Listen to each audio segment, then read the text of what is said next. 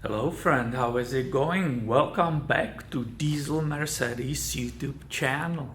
I have here today in shop 2007 Dodge Sprinter 2500, which is equipped with Mercedes-Benz OM642 3-liter turbo diesel engine.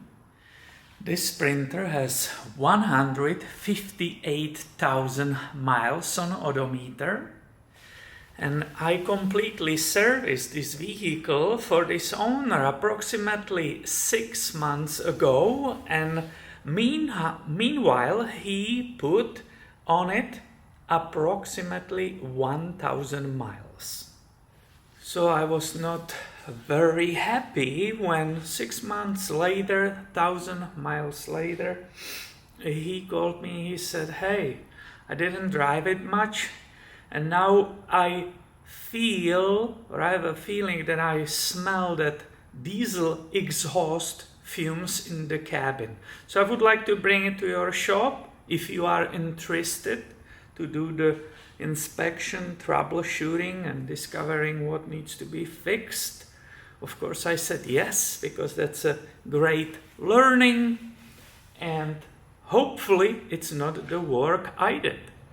So I got a keys from him. He just parked it in the parking lot, and I went to check it out. So on the cold start, I could say I heard a louder clicking from the engine bay sitting in the cabin. I will say I heard louder audible clicking from the passenger side of the engine. But I went on the test drive. I've confirmed that kind of smell, possibly that engine or these exhaust fumes, and I brought it here in the shop. I opened the hood, as you can see it, and I used my light. And while the engine was running, I kept looking very carefully for possible signs of exhaust in the air. Unless there is a huge hole in the exhaust, which you will see immediately. If the leak is small, you have to be really careful, have the light on, and keep looking. And sure enough, on the passenger side, I was seeing a little bit of smoke, tiny bit. It was only in certain angles with the light. I saw small amounts of smoke coming out, but I couldn't see from where it's coming, so I removed this intake, which I already made videos how to do that. And this is that sound deadening cover which is on the passenger side. Well, the moment I lifted it, I knew immediately what is happening. Do you see this residue here? And it's hardened. Do you already know where we are heading?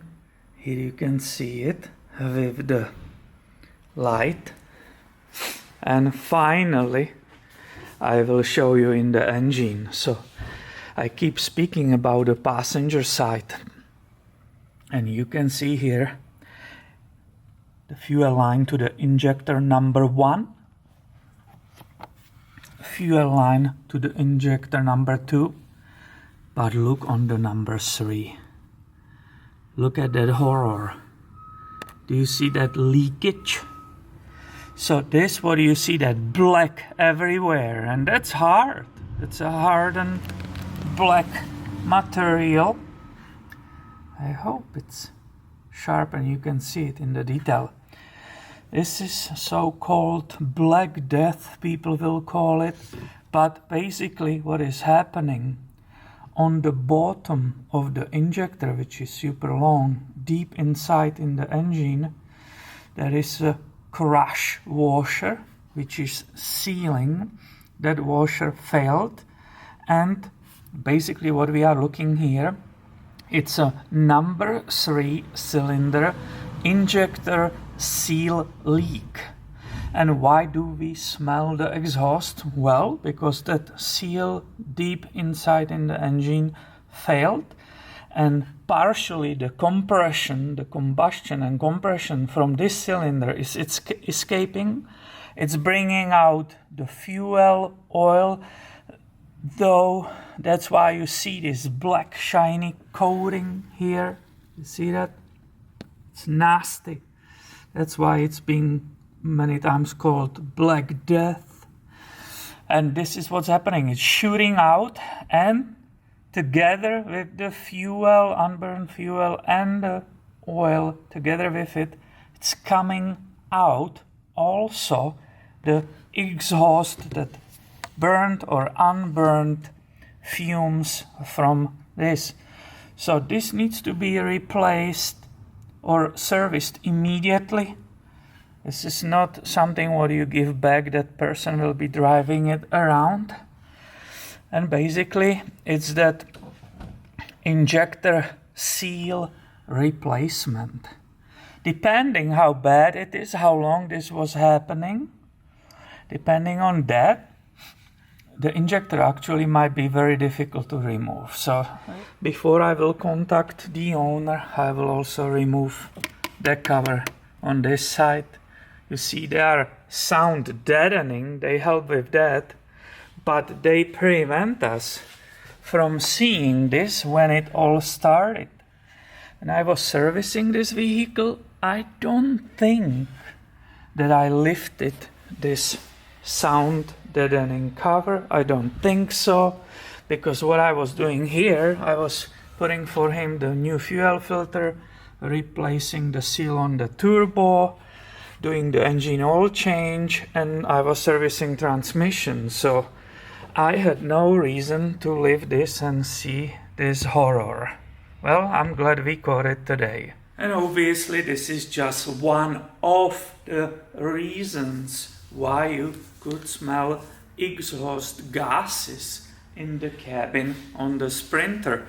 There could be damage in the exhaust pipes, EGR, and so on and so on. But this is actually common, and it brings those fumes through the cabin air filter, which is right here, right next to it.